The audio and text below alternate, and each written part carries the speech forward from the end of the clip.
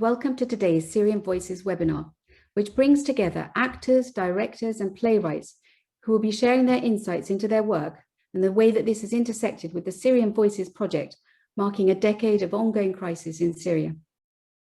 For those of you who haven't tuned in before to our webinar series, Syrian Voices is a participatory community history project that I started with my colleague Mehreen almost a year ago during summer of 2020.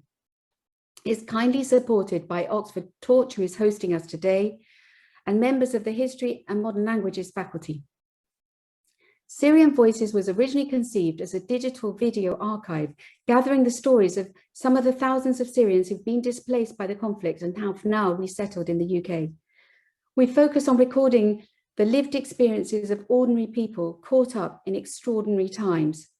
And so far, we've gathered the testimonies of over 28 participants, with more interviews scheduled for this summer.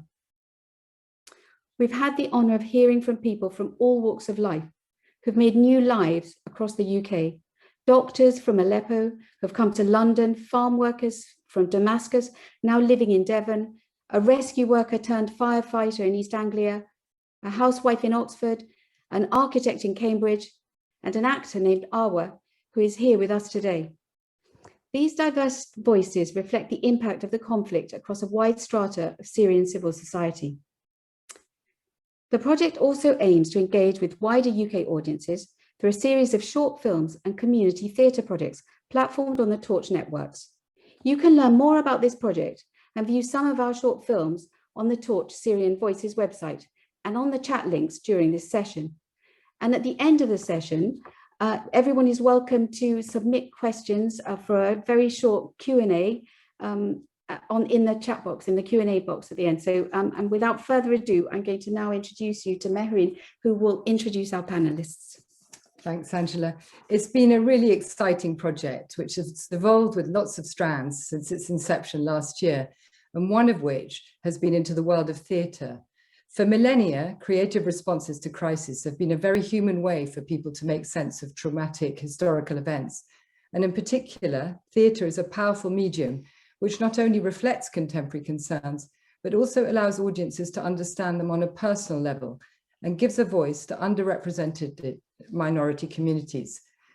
Today, we're joined by some distinguished members of the theatre community from Glasgow, London, and Damascus, who will be talking to us about their work, past and present, and what it means on an individual level to each of them to be involved with acting, writing, and directing in this context. Arwa Romaren is an actor from Damascus and was one of our earliest participants in the Syrian Voices project. We interviewed her for the video archive at the Playground Theatre in London last autumn, and she's now collaborating with theatre director Amanda Waggett to create a play based on the experiences of refugees in Britain today. Anthony Biggs, creative director of the Playground Theatre, also joins us here. The Playground Theatre has its roots firmly in the local community in West London, and many of its productions reflect local concerns, for example, the Grenfell Tower Inquiry. Also here today are Charlotte Eager and Willie Sterling, the founders of the Trojan Women's Project. It's an award-winning program. Their first show 6 years ago in the enormous Zaatari camp in Jordan was a fantastic success, and they've since put on lots of different shows in the UK and also hold drama workshops in Glasgow with Syrians resettled in the area. And one of their performers also joins us today, Issam, who's part of a new online Black comedy improvisation group called Inscripted, which began during the first lockdown. And finally, we have Liwa Yazji, an acclaimed and very respected playwright and filmmaker based in Berlin. Liwa's play Goats was performed first to huge critical acclaim at the Royal Court Theatre in London in 2017. And since then, she's been involved with lots of new projects, writing for television as well as the stage. So without any further preamble, can I start by asking you, Liwa, to introduce yourself to us and tell us a little bit about your work and what you're currently working on now. Thank you, Mehreen. Hello, everybody. I'm very glad to be part of this. And yeah, to see familiar faces that we work together, and like it feels like it's a continuous project rather than just one step work. So I'm glad again to be on board of this panel. As you said, I'm a playwright, filmmaker, and a poet. My play Goats, as you said in the record, and before there was a play in the Birth Debate project with the Royal Exchange in Manchester called Q&Q. And my first feature film documentary, Haunted, was premiered in Feed Marseille in 2014, and ever since it was like screened. Like another play, Waiting for the Ghost, was published in the Index for Sponsorship, the magazine in London. And I'm also preparing, as I said, also I'm on TV writing screens, and now I'm preparing for a TV script called Heim about the refugees in Germany, in Berlin, in Tempelhof airport in particular. And I am preparing for my second film. It's called Hostage, about the question, why don't refugees go back to Syria? And also working on like a play, like a project, a new play. And yeah, we can talk about it more in the course of events, or if you like, I can talk more. Yeah, but as you see, I'm the political aspect and like the activist aspect of my work is so clear. I mean, it's starting from 2011 until now. So it's kind of mingled together with my artistic practice. So yeah, I don't know if I leave the space for somebody else, or if you like us to talk more. It would be really interesting, actually, if you could tell us a little bit more about the challenges you found in reaching audiences, particularly in the West, perhaps. You know, the Syrian crisis has now been going on for a long time, and there's a sense in which that a lot of the theatre that's been produced has, you know, evolved along with the crisis and in response to that. So can you tell us a little bit more about what your current project is and how that's a response to the current situation? First of all, to talk about the challenges that you talked about, I mean, it's the idea of what happened in 2011. I mean, I'm a professional writer, so I didn't change my profession accordingly to the crisis, let's say. But what happened is that I turned from a writer to a Syrian writer. So in a way, there is kind of an adjective that is very important to the way I present myself and how I'm presented in the cultural scene. So in a way, I became immediately as a representative of something, and that changed kind of the way the audience look at and like wait from me, and the way the reception of my work changed, because then I turned to a representative of a crisis, let's say, a representative of a cause, which I really feel responsible and honored also, I mean, to have the voice to talk about. At the same time, this is also kind of, let's say, a compulsory limitation of the way I'm working. This is how the things are going. I mean, if you go to see a Syrian play, you're definitely not waiting for a romance, like a romantic comedy, you know, on stage. So, I mean, there is a kind of content that you're looking for. And this content I really embrace with responsibility. I don't really feel like it's a burden. I mean, until now, I know that with the Palestinian issue, after like 60, 70 years, it might turn into a kind of something different. But I mean, with a fresh issue like the Syrian issue, I feel like I'm really involved. And the reception and the audience in the West, I mean, when they come to theater, I assume they are looking for a different narrative than what they hear in TV and the news. And this is what I should work on, and I like to work on. I really like to question the common sense in terms of like martyrdom, crisis, nationalism. I mean, all these issues that kind of tell a parallel story to them. I mean, it's kind of complement what you hear in the news. I mean, you see Syrians are people, not as numbers. You don't see them as refugees, like kind of a bulk of refugees. You see people that you can identify with. I like to work also on big questions that the war and the revolution put on the table, but from a very small, tiny life, everyday life, I mean, details. So, I mean, to question the little details, to represent the effect of war rather than just talking about the big things. And that's what happened in my film Haunted. I was like asking the question, if you had to leave home, what would you take with you that represents your past life? And in a way, it was kind of a bridge to make everybody relate to Syrians as like people who used to have houses, things, and so they are not like naturally born refugees, you know? So in a way, everybody in the history of his family or her family, they have this issue of somebody who had to leave for a reason. And in a way, that was my concern, is to, I mean, how to make somebody from a different culture relate to the Syrian crisis. I mean, this is about the film. I also really admire Black comedy.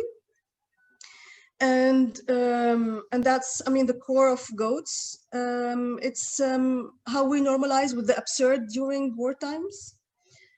And yeah, so I mean, these kind of questions I really like to work on. I mean, to engage the political in small details of our life. I mean, how we can summarize the big questions of martyrdom and loss and nationalism with little small details like animals and like everyday equipment.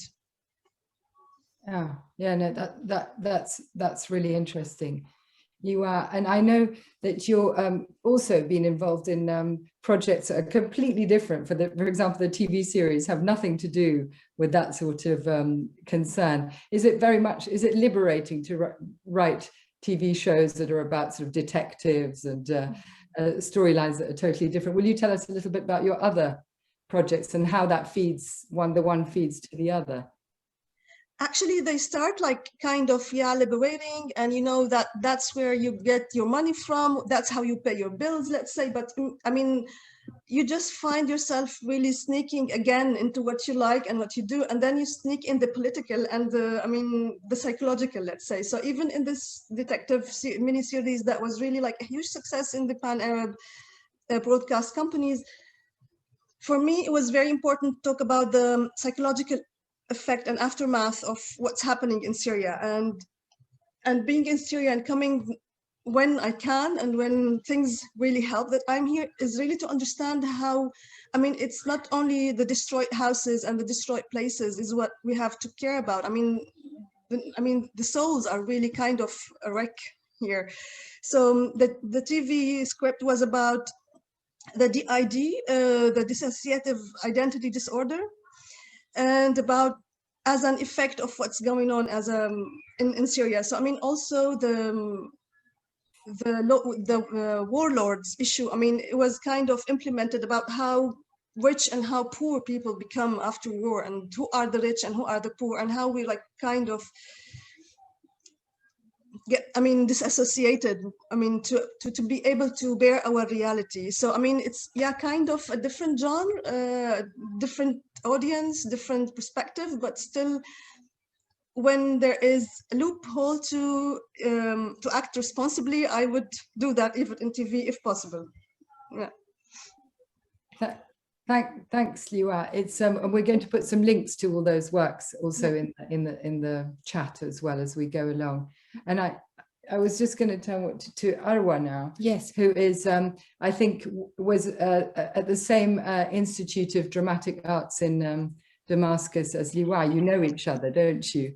Arwa? Yeah, Liwa, nice to see you again. Long time, Liwa. Yeah.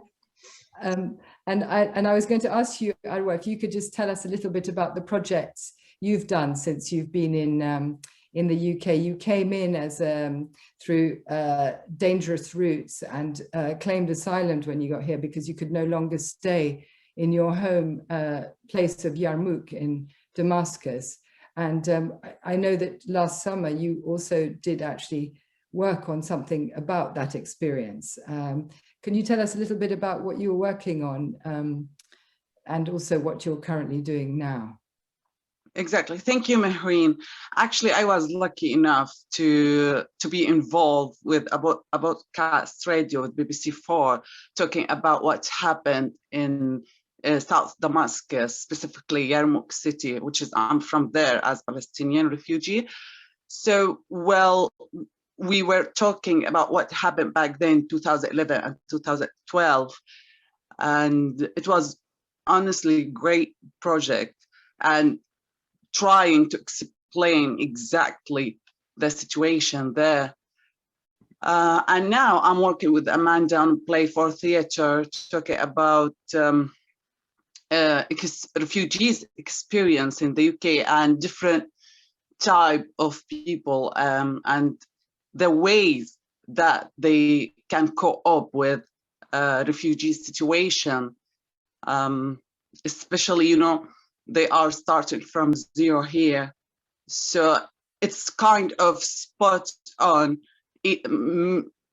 type of people and different corporations, and how much they are flexible to start again in different community and different language. Well, I'm so excited to do this with Amanda.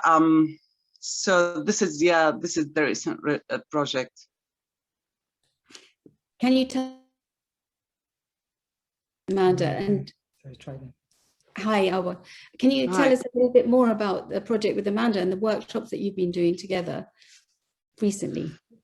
Right. Well, it's a play actually, and as I mentioned, talk about refugee situation and their experience and different characters, how they have ability to cope, and which is I'm quite happy because audience can see different type of refugees and different abilities, you know, based on each background of character, which is, I think, kind of let's see, like knowledge for audience. I'm really interested, especially people here in the UK, to know more about refugees and kind of break stereotype, you know, and just understand the situation, the real situation. We are trying to present some stories, you know, for different refugees.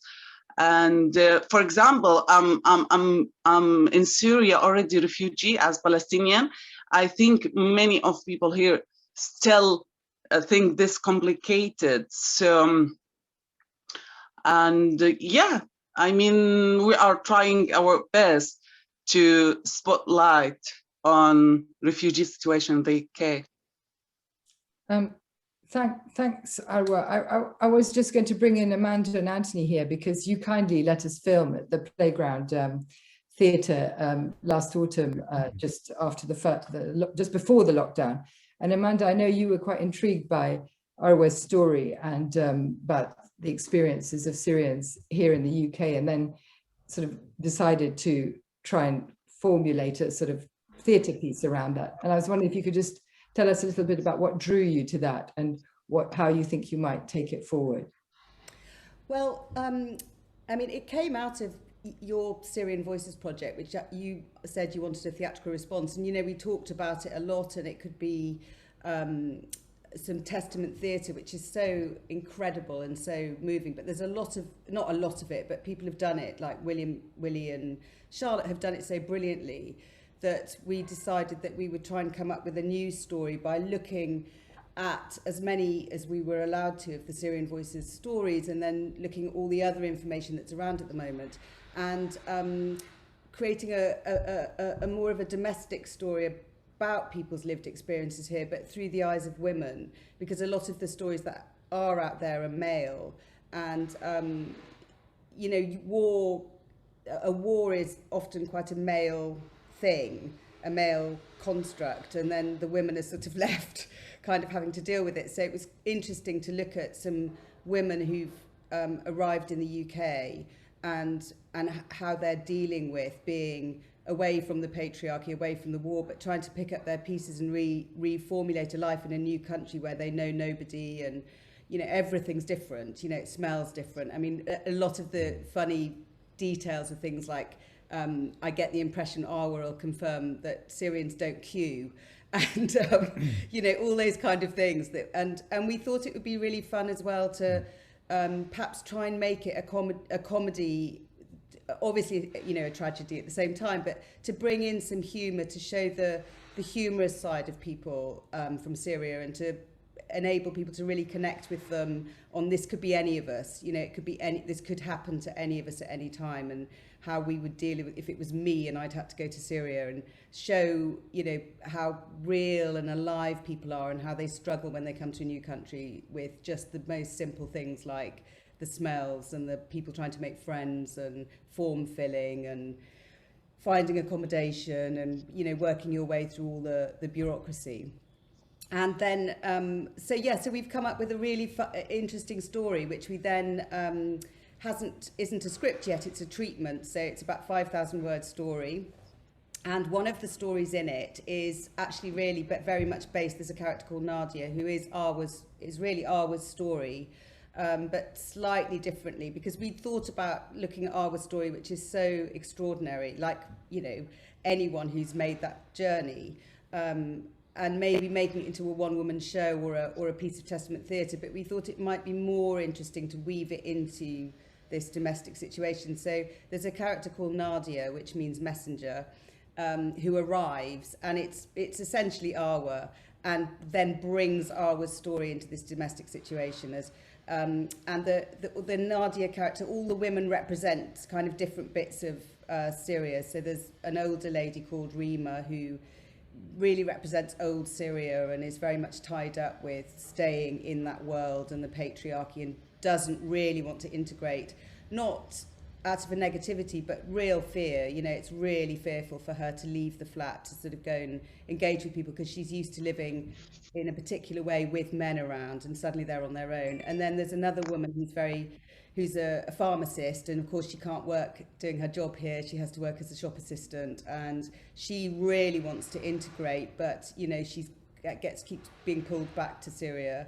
And then Arwa turns up, on the Nadia character, and she is this gorgeous, new, you know, kind of Middle Eastern woman who is just there, and she doesn't want to get married, doesn't want to have children, wants to go out and tell the world what's happening in Syria, and is not an actress like Arwa, she's a journalist. And so she's a completely different type, the future of Middle Eastern women. So they all represent a sort of different stage of the feminist development of the Middle Eastern female. And then we have three silent men, one who's stuck somewhere, which is kind of, you know, the patriarchy being stuck. A boy in a room who has lost his identity because he's been taken away from, he would have been given a gun and started fighting, but he's been taken away to safety. But at the same time, he's had a very traumatic experience, and he's also no longer got this role model of being the fighter. So he gets stuck in his room. And then there's Essam, we've called him after Essam, who has stayed in Syria and has refused to leave, like many people do, quite understandably, because it's your home and your country, and he wants to stay and go down with Syria. So anyway, it's an exciting story, and we've workshopped it, which was really fun. Arwa actually made the most amazing Rima, so she played Rima for us for quite a few scenes and was just hilarious and brought so much comedy. I mean, it was just fantastic. And we found more and more detail, and so we're just building on that. And then we're talking to a number of Syrian writers, because really the script will need to be written, I think, by someone from Syria to give it the, you know, real flavour and the colour and the detail. But so that's where we've got to with it. And yeah, the next step is to start talking to writers and also feed in all the detail that we discovered in the workshop, and possibly have another workshop. So I've been talking for ages. But I know the reason Anthony's here is because he's the artistic director of the Playground Theatre. So he enabled us to have the workshop and to continue with the project.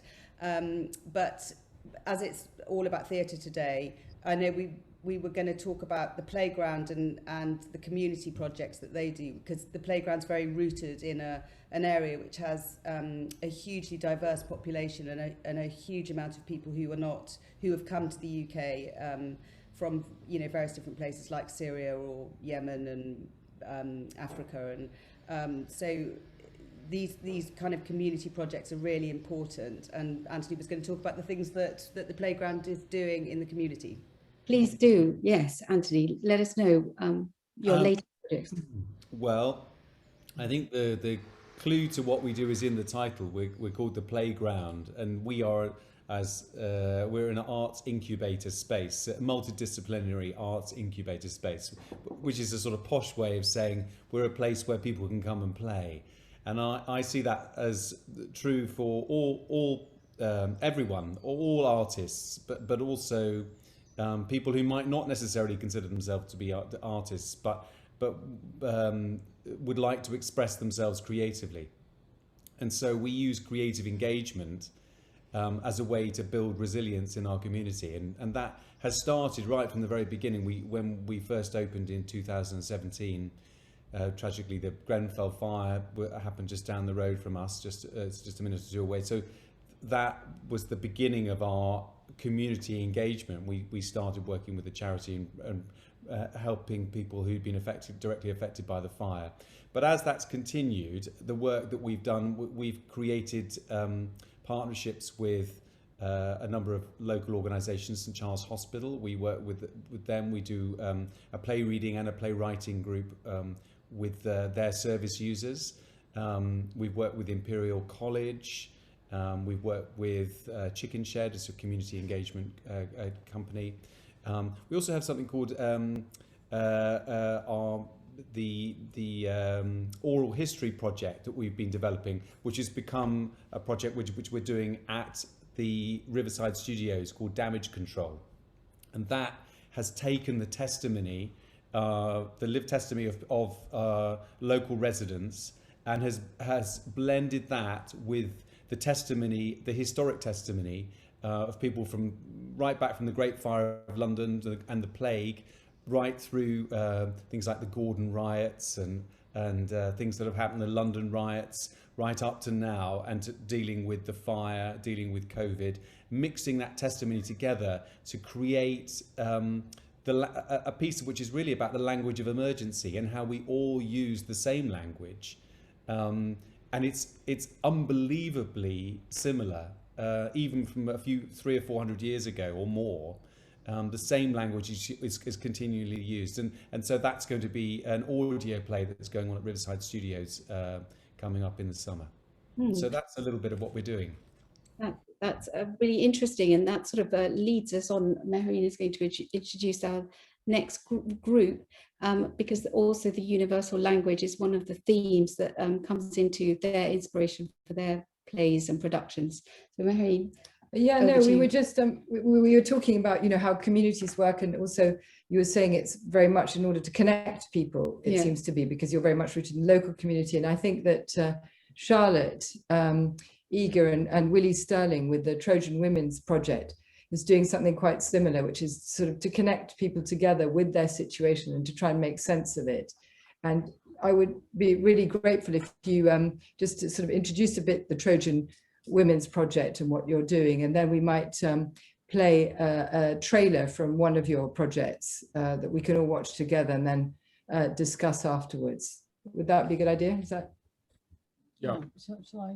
Yeah, why don't you go? So the Trojan Women Project, we founded in 2013, and the idea is that it's always had two completely distinct aims, and one is to provide kind of psychosocial support, group therapy, drama therapy for the Syrian participants who join our workshops, and work their stories into the text of a play, which is then performed. But also the other very distinct aim of it was always as an awareness raising strategy to get the story of the Syrian refugee crisis more widely known. And weirdly, in 2013, it was very underreported. Now, of course, it's the story that's changed the shape of Europe, but back in 2013, it wasn't.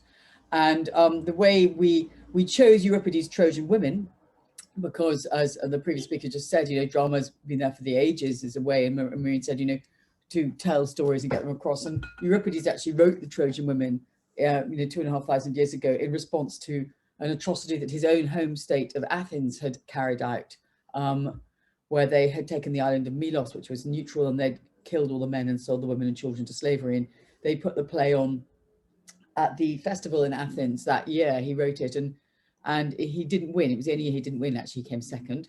But for the Athenian audience, it's a very shocking play, because all the Greek heroes that they know, Odysseus, Achilles, the rest, they're the baddies, and the goodies are the women of Troy.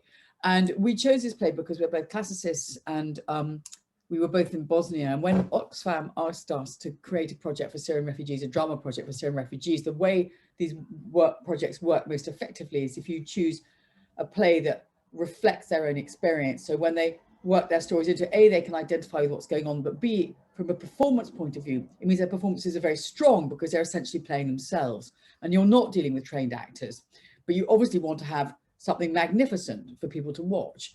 And so if people are essentially playing themselves, that's not too far a step.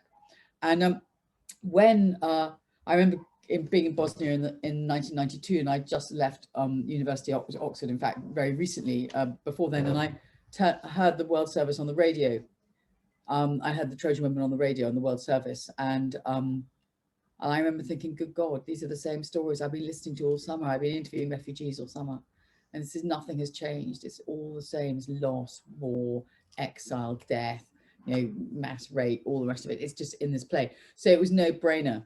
And certainly all the people that we've had in our workshops, they've said to us, but this play is about us. You know, I mean, the first time we did it in Jordan, and only with women, not actually in Zaatari camp. We did it with people living in lodgings in Amman. And they said we were all Hecuba, we were queens of our own homes, and now we've lost everything, and we're nothing. And then from the awareness raising side of it, you know, I'm a journalist, I've been a hack for years, and I know that Syrian refugee has shit life is absolutely not news. But Syrian refugee puts on a Euripides Greek tragedy, and it's really, really good. That gets on CNN. Now, that is a fantastic way to get the story out there. And we have been covered completely globally by everything from CNN to France 2 to La Repubblica, you know, Al Jazeera, you know, completely globally. And we also always make documentaries about and film our projects as a multiplier of the awareness raising side of it, because this play is incredibly expensive to put on. We run the workshops very much as psychosocial support workshops. So we provide a creche for the children so the women can have their free time, the children can become socialized, we provide them with a hot meal, we cook by a traditional Syrian cook, we give them a per diem to a travel allowance to turn up, because we've always felt it very wrong that the only people who are not getting paid were the people who actually need the money most of everybody in the project. And so it's jolly expensive, and people always want to see it. But to move the play around, and we did tour the UK 4 years ago with the Young Vic for 3 weeks, and had kind of sellout standing ovations, you know, every single night, and 5-star reviews in the Times. But the most easy thing to do is to just watch a film. So as a result of which we always make films, and our films are now screened and studied at actually most American universities. The only one that hasn't, the really big one that hasn't done us is Harvard, but everybody else has. And we're on the syllabus at UCLA, and we're on the syllabus at Austin, Texas, and you know, Yale, Brown, kind of everywhere. And also most British universities have as well. And I love the fact that this project, it's a fantastic way of allowing the audience to connect with the people on stage, and for them to realize that essentially they're seeing themselves. You know, when we see refugees on the news, as Lewa was saying earlier, there's this kind of herd of people, you know, that it's all looks like foreign, and, you know, they're poor, and it's all a bit grim. And then when you realize that actually they're just you, they've just lost everything. And so really it's putting a mirror up to the audience, and they're saying, looking at themselves on stage and saying, there, but for a catastrophe goes me. So it would be really, thanks, Charlotte. Is it a good idea now to sort of show the trailer for the tour? Why don't you show them? Sadly, I can't get, Essam's just said he's having technical problems. He's going to try to get back onto the panel. I don't know if any of our excellent torch people could perhaps give him a hand. Do you have his telephone number? Yes, you do, don't you? Otherwise, we could try and ring him on WhatsApp and hold him up on the screen. We'll try. That works. That works. Yeah, definitely, if that works. If we could watch the film now, and while we're doing that, Yeah, we'll watch the film there, and then we'll get back to you. Okay. Okay, everyone, we ready? It's time to go. It's show time.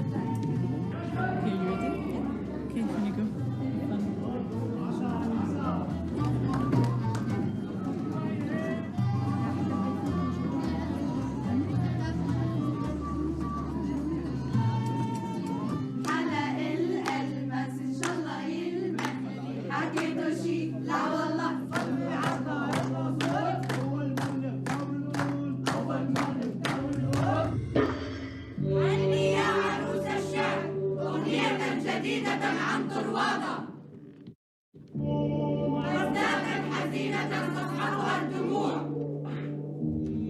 فالآن يجب أن نجدو بأغنية من أجل طروادة. أنا كنت معارض. وقف! لا تحكي. بس الثورة حاولتني لإنسان رمادي. اتركوه يحكي. خبيت من أبو سنتين. كتير عم تحكي بالسياسة. خليك حيادي. هو ما عم يحكي إذا كان معارض أو مؤيد. هو عم يحكي شو صار معه بسوريا وشو اللي خلاه يجي لهون على اسكتلندا. Before I left, it had become normal to see your friends die in front of you. The army's weapons were supposed to protect us, were killing us instead. I wanted to scream, I am a child, you should protect me.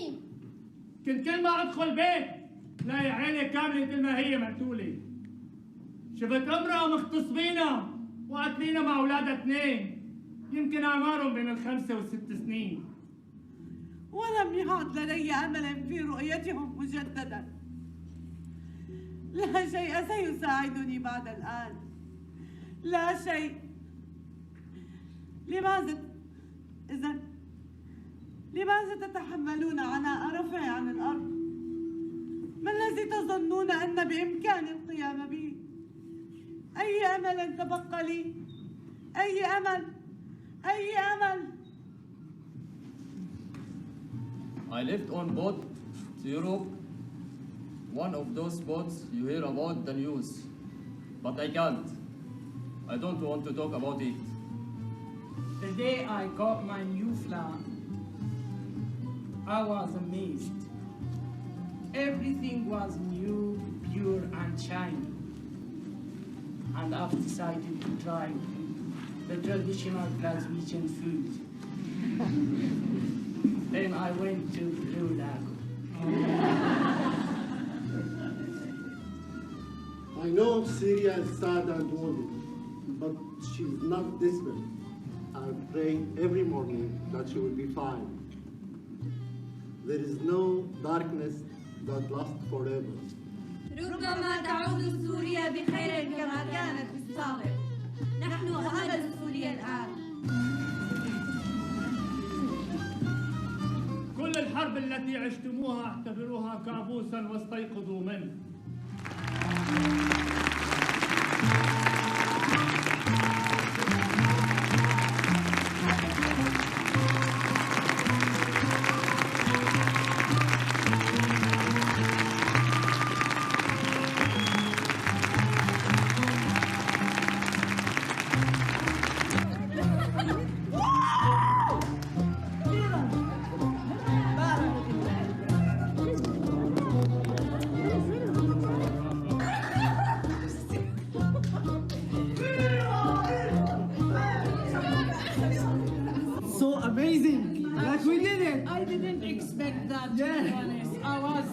Shocking what's going on. I didn't expect such a thing on this clubbing of people.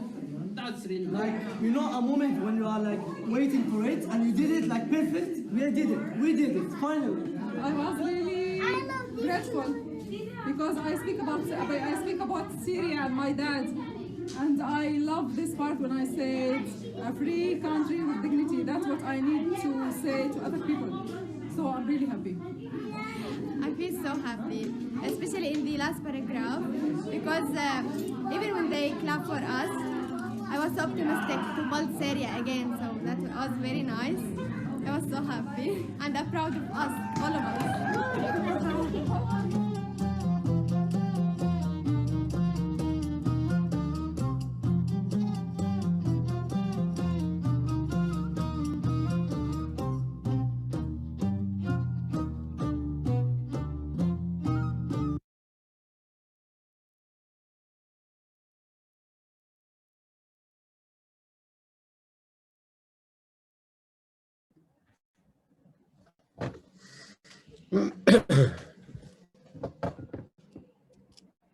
Well, thank you. That was a great film. It'd be really, yeah, very fun, and it'd be interesting.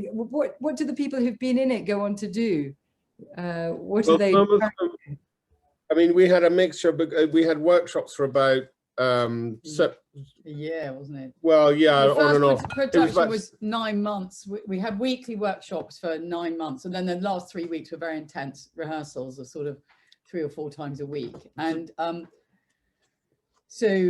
and then some of them didn't need to be with us anymore. They went on. So people basically get their mojo back. I mean, Essam, it's very, very unfortunate that he's having technical problems. But what he said, so Essam was very high powered in the Middle East. He was a sort of producer, really. And he created these things called Global Village, which ran in Jordan for several years, which had sort of stalls from all over the world, and millions of people, literally millions of people came to see them. And we've seen news footage of Essam being interviewed by cabinet ministers and being shown around, and now he lost absolutely everything, and he's an Amazon delivery driver in Glasgow.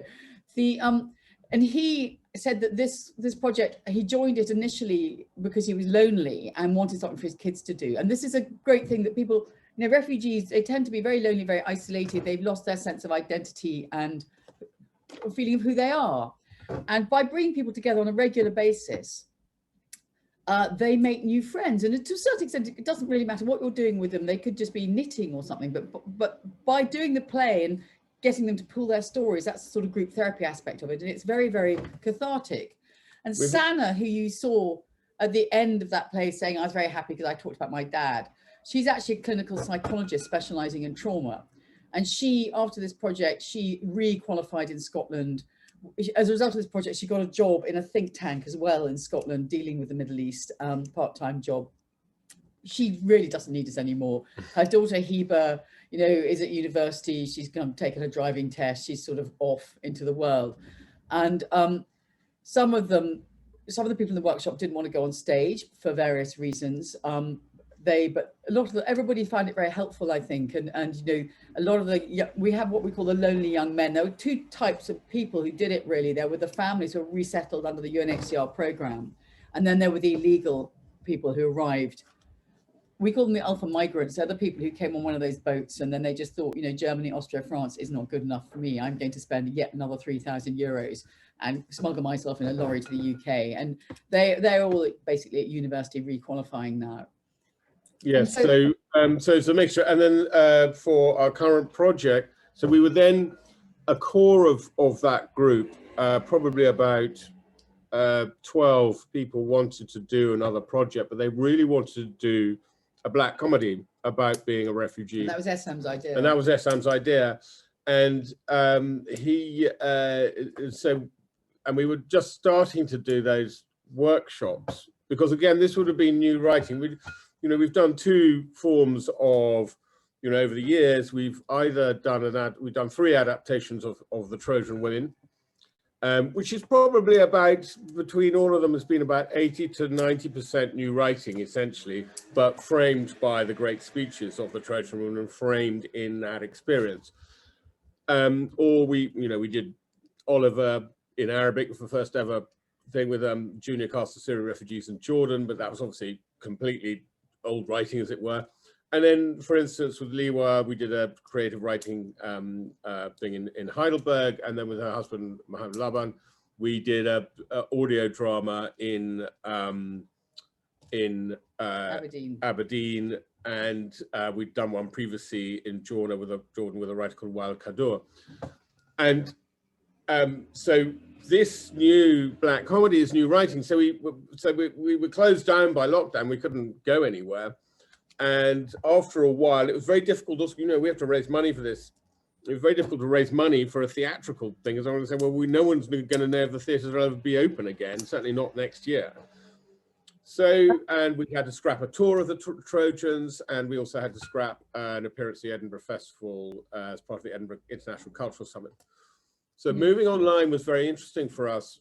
And we started with, the 12 people from Glasgow from that cast who wanted, and there were a few other new people actually who joined. And then we thought, we were getting messages from a couple of women who'd worked on our previous productions one's in Turkey and one's in Jordan. They're having a terrible time. And we do occasionally, we try to raise money for people if they're having a medical emergency and they, were part of our cast before. And one can do that. But this was for things like paying rent and, they're having a terrible time. We thought, well, actually, we can build them into the budget of this as they come online and do the online workshops. So we started doing that. Then the word got round and we went from 12 to 14 to 30 to 60 people, doing this black comedy project from all over, from Turkey, from Jordan, from Germany, from Austria, from England, Scotland, Ireland. And it's we actually had to turn quite a lot of people away because we just simply couldn't handle more than 60. And what was really lovely is we were reuniting family members who hadn't seen each other face to face in 6, 7, 8 years, and obviously they can read each other up on WhatsApp and talk about difficult their lives are, but by doing this black comedy project they were actually sharing funny stories, because as Liwa and Arwa know, there are lots of, Essam at last. This is the man who had the idea of the black comedy project. He said that he was fed up with telling sad stories and he wanted to tell some funny ones. The Essam, we've just shown the trailer for the Trojans. In which you star. In which you star. Hello? Essam, can you hear us? I think it would be great to bring everybody back into this discussion now to discuss about, because it seems to come up a lot that black comedy is a good vehicle for dealing with things happening in war, but they're sick.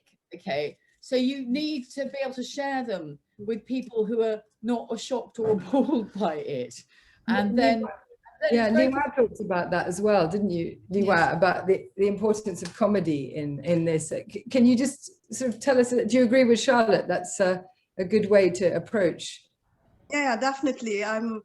And I mean, it's also kind of to break the expected when you go to see something from the crisis. I mean, you're drawn more, because repeating the same words like refugees, camps, drowning, sea, just repeating them, you just lose the meaning. And when you kind of present them in a different way, it refreshes the word itself, and it refreshes them kind of, you relate more when you laugh. You feel like, there is a different bond with the question that's been raised on the stage or on what you read.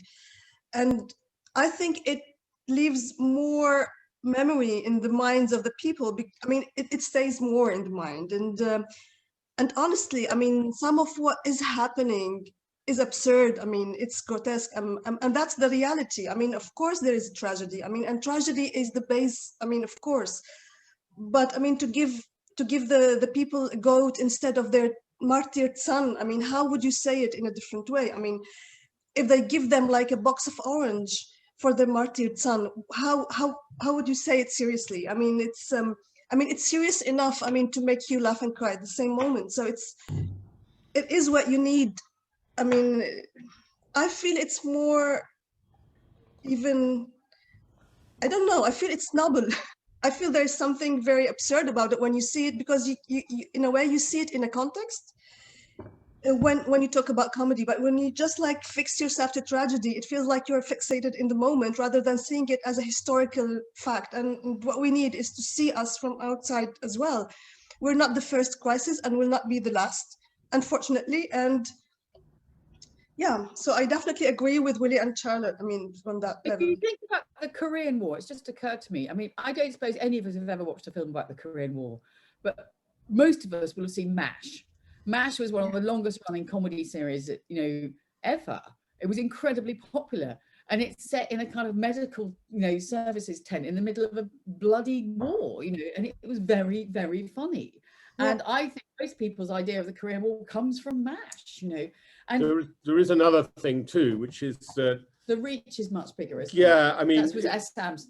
Yeah, Essam. I wish he's having problems. It's interesting that it's harder to get online and join this from Bells Hill in North Lanarkshire than it is from Damascus. But there we go. So is that he felt that he wanted that it wasn't just about trying to tell something in a different way. But he also felt that there's a different audience there, people who don't necessarily think about, whose hearts sink at the idea of seeing something that perhaps they feel they ought to watch, but they don't want to. But comedy, there's a huge audience for comedy in this country.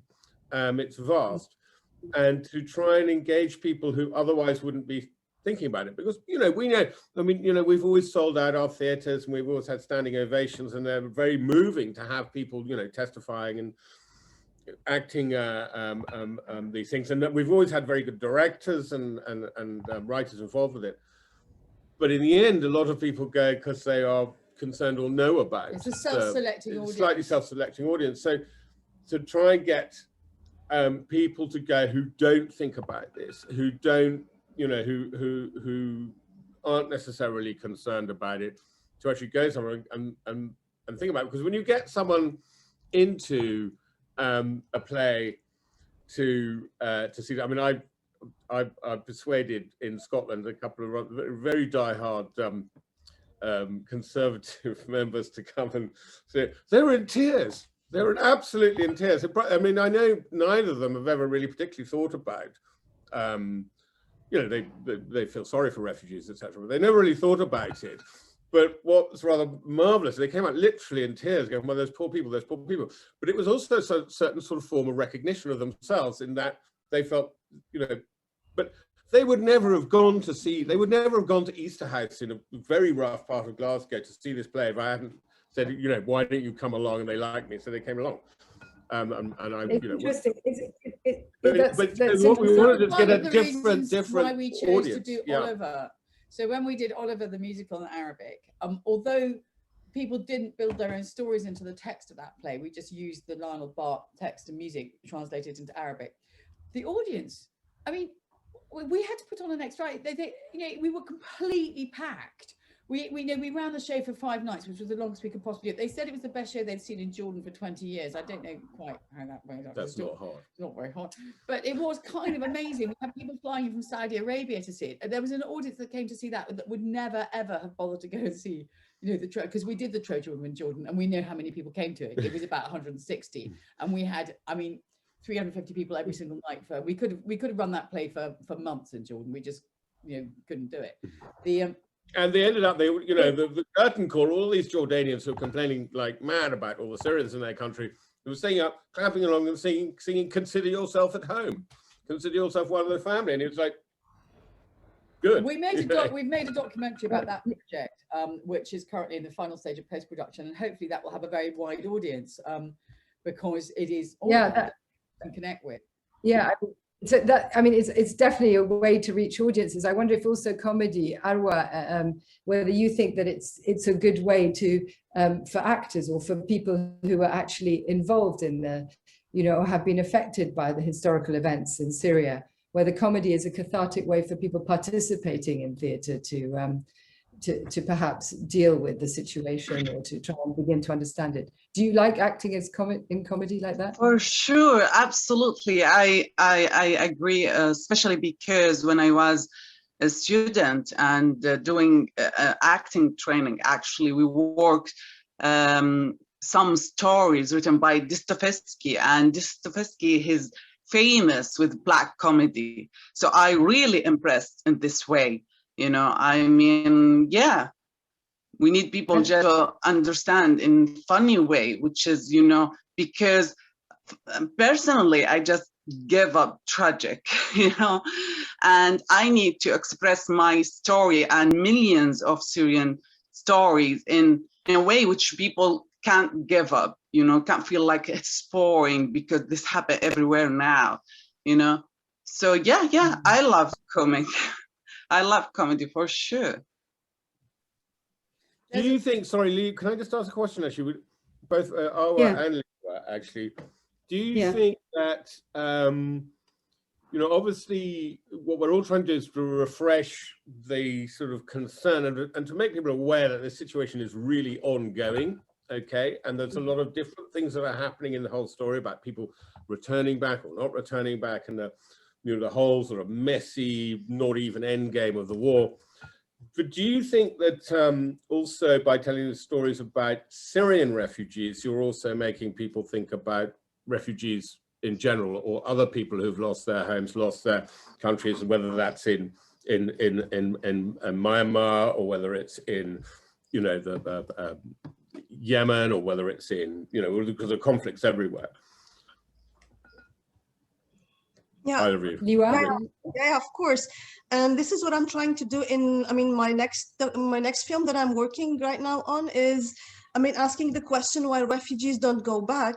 I mean, and kind of following on this, I mean, issue, you find like every second or third grandfather of an European who you meet on the street, I mean, in a way, could be asked this question. I mean, it's in a way, and with the pandemic, we know that we all share kind of this emergency situation, that we are all prone, I mean, to have this question for climate change, for problems coming later on. I mean, it's in a way a moment where the idea of the life we live could change in one moment.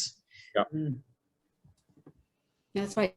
I think all of you together, and Amanda too, and Playground, you're all linking the personal, the intimate, and the universal, and the messages.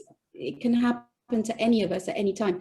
And you're right, the corona is the thing that makes this project come to life, strangely enough, and the strangeness of having to make contact with everybody on Zoom rather than personally, and try and drive a project forward in this way, and also at theatre projects too.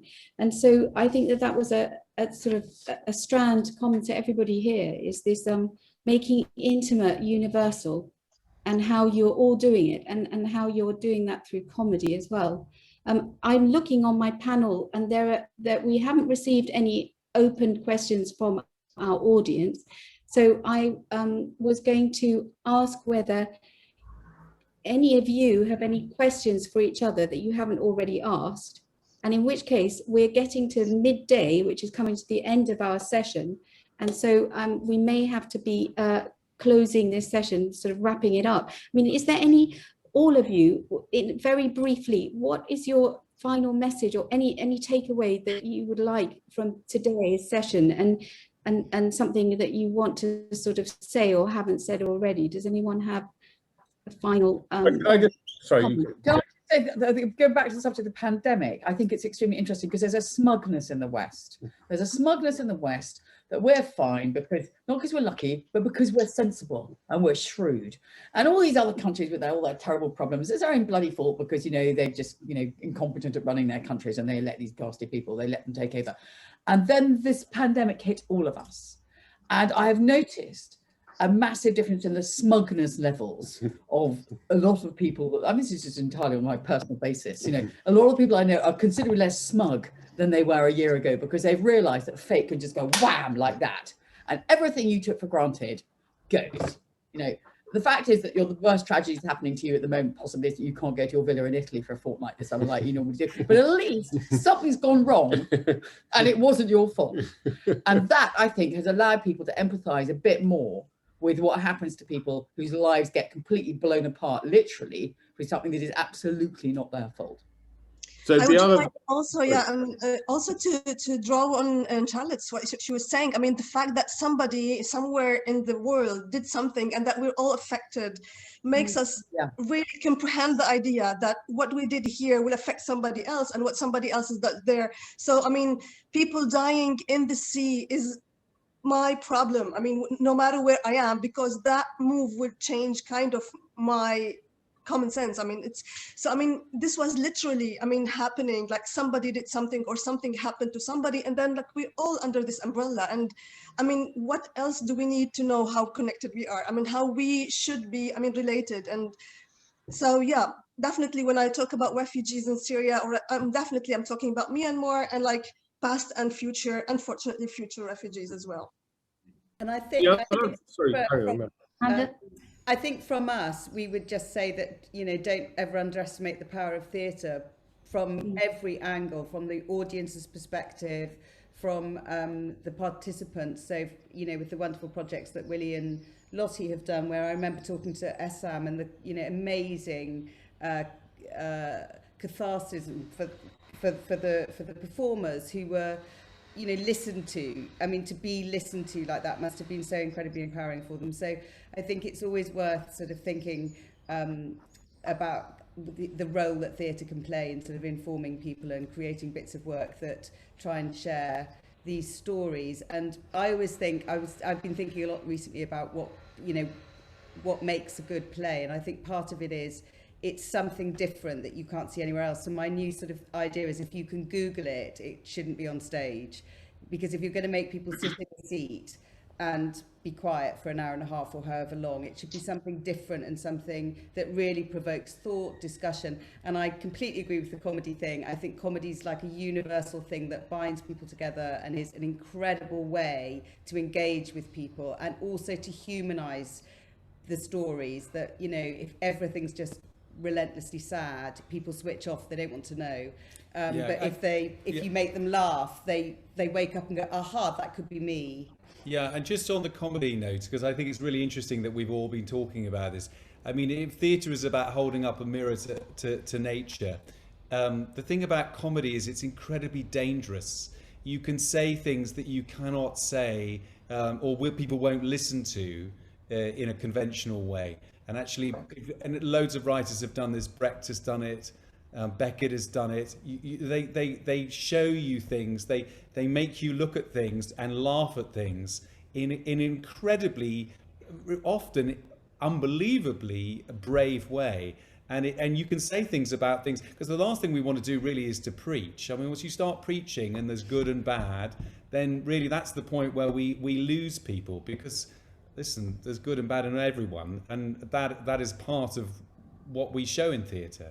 And by putting it out as comedy, we can be really shocking, and that's good. Like crime. So the other thing I was going to say very briefly is that we've all been trying to do this in theatre, and that's been impossible. So we've had to go online, and I think we're all suffering this experience. Here we are today. We're having to, our product, when we get there, we're having to have some of it, essentially we're going to produce a sort of online series of little films, which is hard enough anyway, which is really just 6-10 minute episodes, but in the end with an overarching story, which we want to show in a theatre. Because in the end, in a theatre, you do have that one-to-one live experience with the performer and the person. I'm just wondering how we're all feeling about, hoping that, I don't think it's going to happen this year, but maybe next year things might be back to some form of normality, which would include having full auditoriums, because we all know what it's like if you have if you have people spaced out in a theatre, it's just not the same. No. So again, that's a thing to think about as well, I think. Yeah. Hopefully, I always thought when the pandemic started that I said when we get back to normal, which for me is a full auditorium, would be 2 years. So I think, we'll slowly but surely go towards that. But I think, from start to finish to normal, which is you're sitting next to someone in a theatre, is probably 2 years. So we've still got a bit of a way to go, sadly. Don't you think? Yeah. Well, we're half open. We are open, socially distanced. So. And doing workshops. Well, time has come up, and I just want to bring it back to the last final words from Arwa to close our session. Because Arwa, you are our original participant who was one of the first persons we interviewed in our project. And I just want to thank you all for being on this show. But Arwa, if you have anything more to say it, but if not, really heartfelt thanks to all of you, and to Arwa especially. And we're just delighted that we can bring you all together, and that we one time will be able to meet in real time together and be when this thing is over and everyone's schedules permitted. And thank you everyone in the audience who are still with you, and you can get on our links, the chat links, linked to all these wonderful productions, and all the participants here have put links to their shows, and we hope to see you again in another seminar, and thank everyone here today. Thank you all for coming on the show. Really delighted to have you with us today, and thank you, Torch, for hosting this very kindly, especially Nikki and Holly for the technical team to put this together. Thank you. Bye. Bye. Thank you. Bye. Bye. Bye. Thank you very much. Bye. Bye. Bye.